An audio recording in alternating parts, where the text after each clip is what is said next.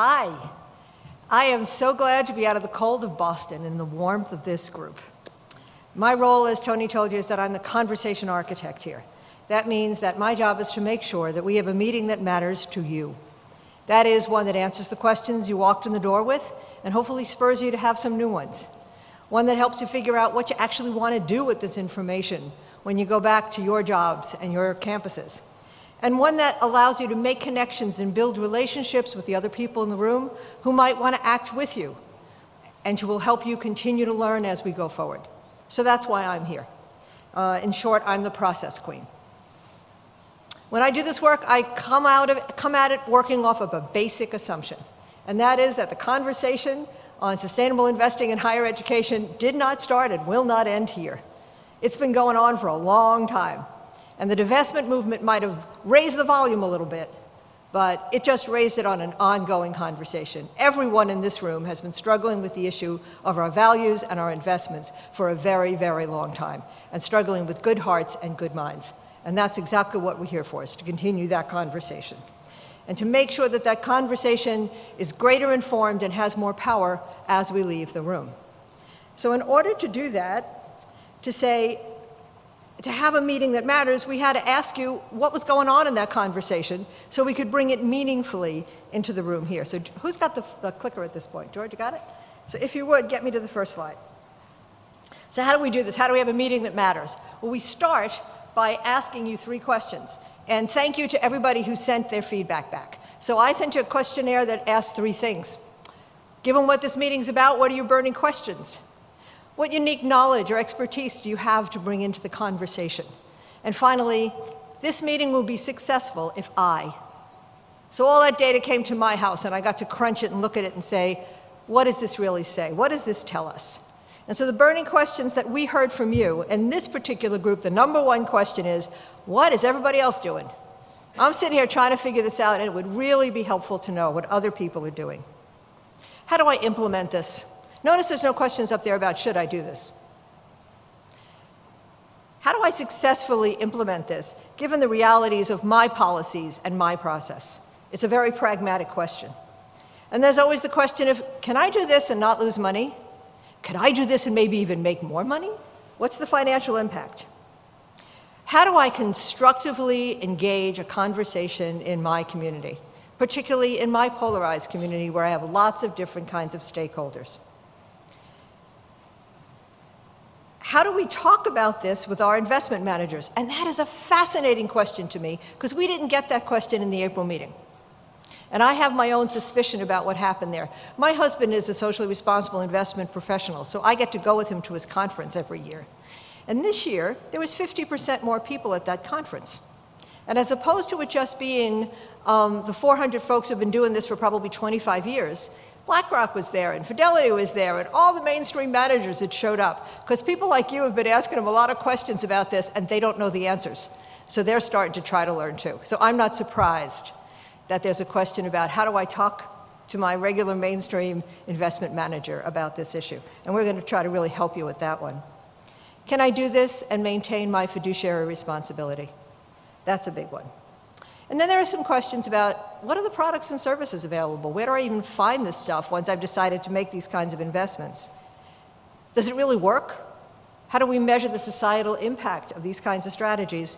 And finally, we had a couple of questions about how do I engage my donors? A lot of you are from development and those kinds of worlds, and that became an important question. This entire meeting is designed around answering those questions.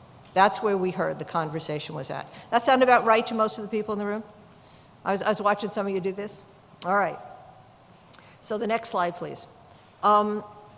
We asked you about this meeting would be successful if, and you said, I want a well-rounded understanding of the risks and challenges of doing this kind of work.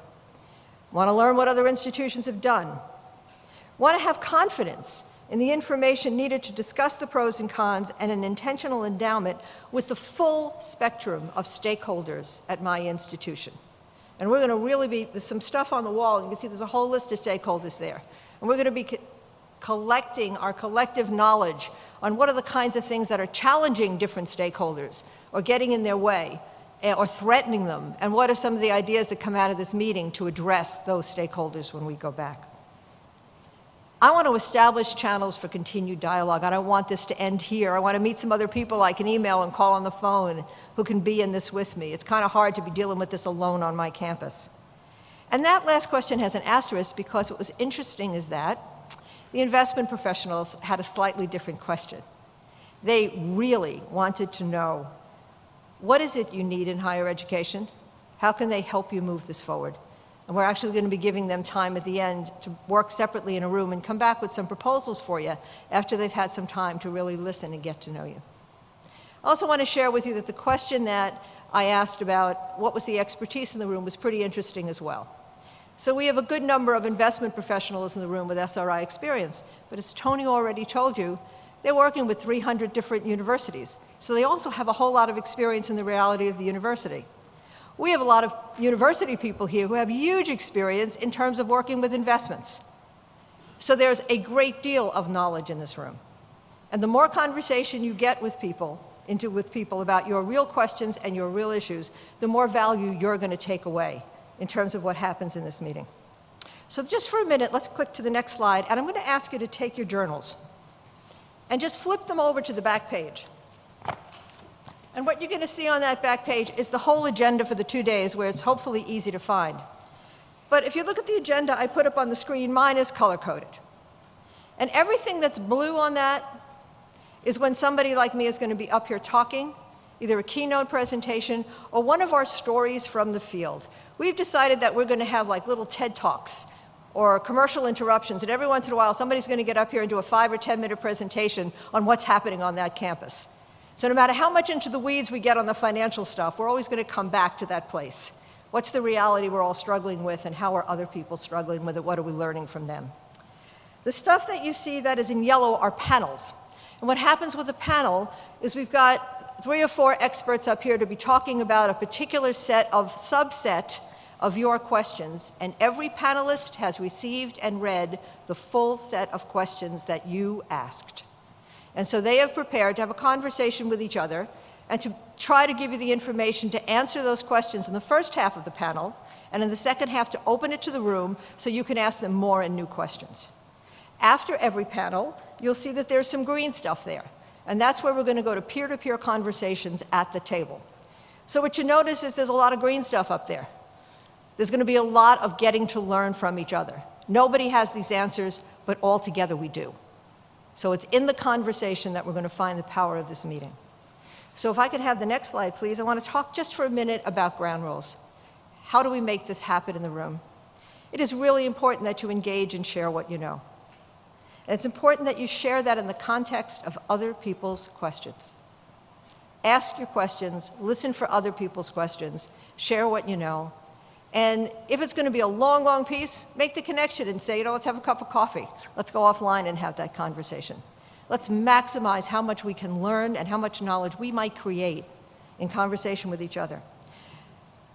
There's a role we've been asking, particularly the investment professionals, to play here, and they have all agreed to do that, which is the issue of being conversation catalysts. They haven't come here to just, quote, be salespeople. They have come here to be people with a deep knowledge base, and they can help you answer the questions. We got a tricky question that you asked about information about products, and so they're on this funny line. And they've promised to try to stay even with that, to not be selling you, but to answer your questions and to give you the information that you're asking for about products and how this works.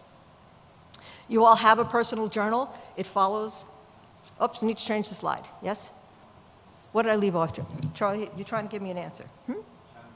Oh, thank you, my friend.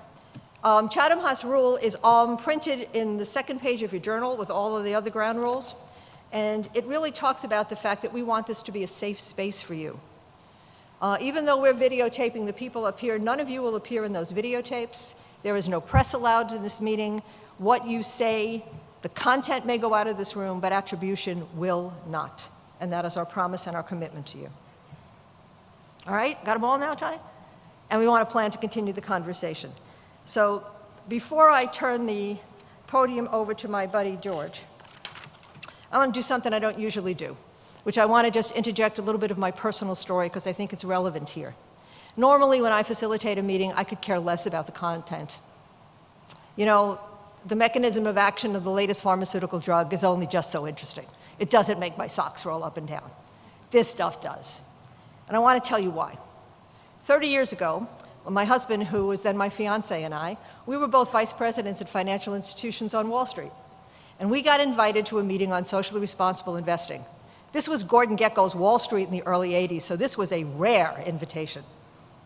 As a result of that meeting, we decided that we would be double bottom line investors personally. We were going to maximize our financial returns, but we were going to minimize the social and environmental damage of our investments anywhere we could. We were going to support companies that created value on both lines, and we were going to be active shareholders and try to push those companies who didn't in the right direction. Over the years, there have been many, many conversations about aligning our values and our investments at our dinner table. And as soon as we could, we engaged our son in those conversations. Today, he's 25 years old. He graduated at the top of his class in economics and environmental policy, and he's a coalition organizer for the New Economics Coalition. He is an adamant divestment guy. So can you imagine the conversation at my kitchen table when we told him that we had bought ExxonMobil stock for the purpose of shareholder activism? It has been a very interesting journey. So as we get ready to retire, we look back over 30 years of having made this decision, and we look at it with joy and satisfaction. We've done very well financially. We will have a very comfortable retirement. It feels good to know that we minimized the damage we did and maximized what was good. And what's even more important to us, we know that we have prepared the next generation to do the same. Now, I know that the conversation at colleges and the size of the investments are much more complicated and a lot bigger. But what's in common here is that families and institutions both are in that unique space to deliver a triple bottom line: to do well, to do good, and to prepare the next generation to do the same. So let's have a great conversation, and I'm going to invite my buddy George Dyer up here to get you into the first round. Thank you.